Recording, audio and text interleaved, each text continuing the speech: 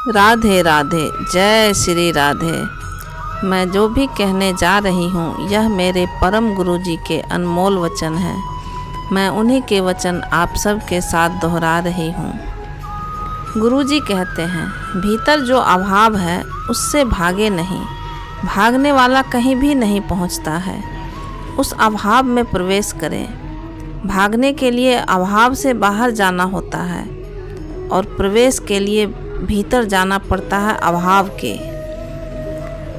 उस अभाव में प्रवेश करें। जो भीतर है उससे भागे नहीं। जो सहमत हो जाता है अपने भीतर के अभाव से, अपने ना कुछ होने से, वही धार्मिक आदमी है।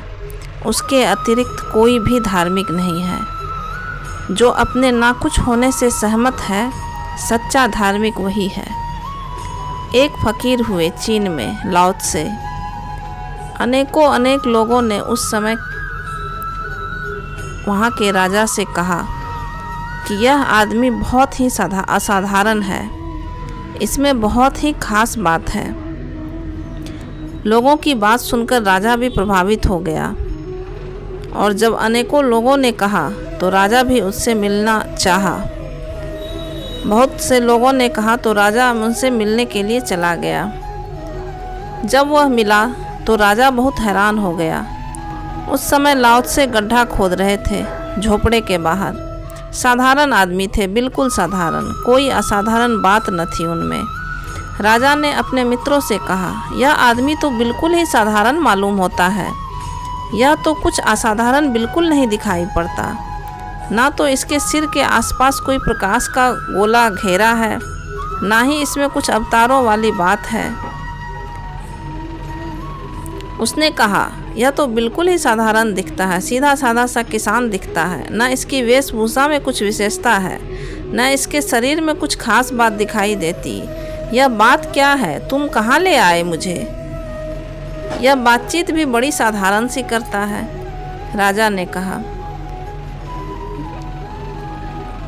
इसकी बातचीत इतनी साधारण है कि कह रहा है अब मौसम अच्छा है, अब बीज बोने का वक्त हो गया। यह क्या बातें करता है? कोई अध्यात्म, कोई ब्रह्म, कोई आत्मा परमात्मा की बातें तो बिल्कुल नहीं करता। इस पर राजा के मित्रों ने कहा, इस आदमी की यही खूबी है कि यह बिल्कुल साधारण है और ऐसा आदमी होता ही नहीं ज़मीन पर। इतना साधारण, बिल्कुल साधारण, ऐसे आदमी का मिलना मुश्किल है।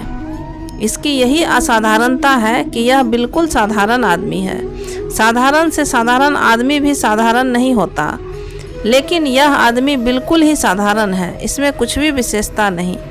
उस राजा ने लाओ त्से से पूछा कि तुम इतने साधारण कैसे हुए? लाओ त्से ने कहा,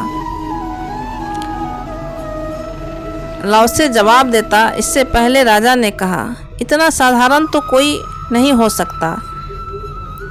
इस पर लाओ त्से ने कहा, साधारण होने की कोशिश करेगा जो भी, तो वह असाधारण हो जाएगा। बात ही आप गलत पूछ रहे हो, क्योंकि अगर कोई साधारण होना चाहेगा तो वह साधारण नहीं होगा। क्योंकि साधारण होना चाहेगा तो वो और भी कठिन हो जाएगा। जो सरल होना चाहेगा वो कठिन से कठिन होता चला जाएगा। होने की चेष्टा ही गड़बड़ है। तो उसने कहा, लाओ त्से ने कहा, इसलिए मैंने सब चेष्टा छोड़ दी। मैं समझ गया कि व्यर्थ है। जो हूँ जैसा हूँ ठीक हूँ। मिट्टी तो मिट्टी, पत्थर तो पत्थर, पत्ता तो पत्ता, जो हूँ सो ठीक हूँ। मैंने तो समझा कि दौड़कर कहीं नहीं पहुँचा जा सकता। जब से मैंने यह बात समझा, सारी दौड़ छूट गई और साधारण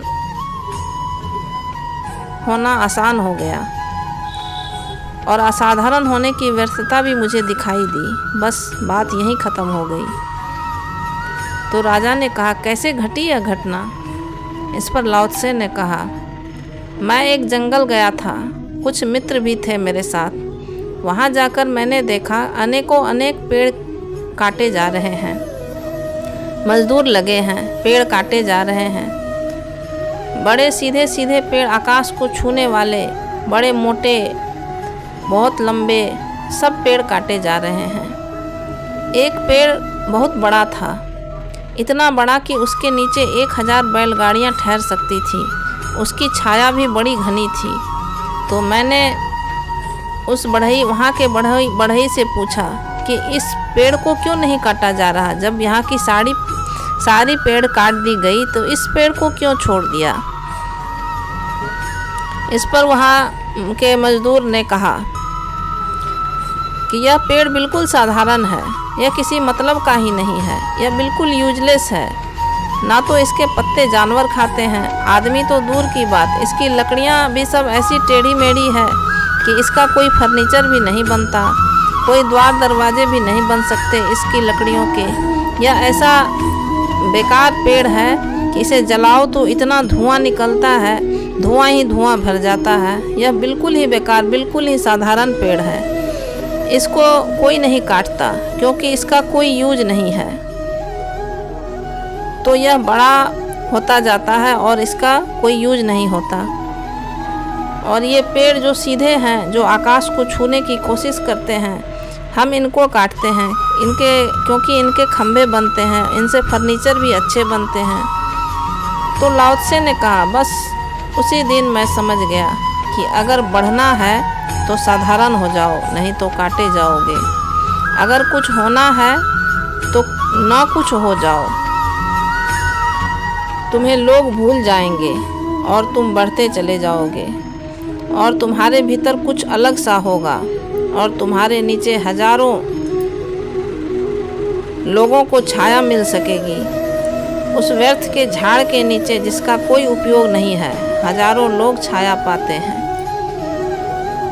तो लाओ त्से ने कहा, उस दिन मेरे सामने सारे राज खुल गए। तब से हम उसी दरख्त, उसी पेड़ के जैसे हो रहे हैं। फिर हमने सब दौड़ छोड़ दी। ना हमें मोक्ष पाना है, ना हम परमात्मा पाना चाहते हैं, ना हमें कुछ होना है, ना पाना है। हम तो हो गए अति साधारण। भूख लगती है तो खाना खा लेते हैं, प्यास लगती है तो पानी पी लेते हैं, नींद आती है तो सो जाते हैं, नींद खुल जाती है तो उठ जाते हैं। यही हमारी ज़िंदगी है।